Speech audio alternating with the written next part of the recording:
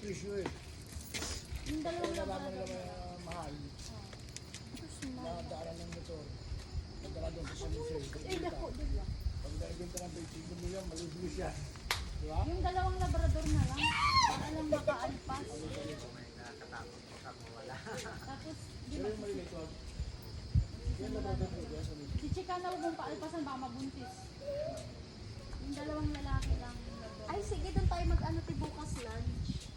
Sa floating. Magkano ba ang ano dyan? Ang cottage. Basta sa regular plate po tayo. Pero makaka-discount tayo malaki. Walang magtatapos. Oo, umaga na lang hanggang ano. Hindi pa magluto. Magdala tayo ng... Health din. Oo, magdala na tayo ng pagkain. Ikaw mag-ayos. Ako ang goal ko dun. Kaso kailangan may... wala nang palengke. Meron na yun. Kasi Maaga, 7.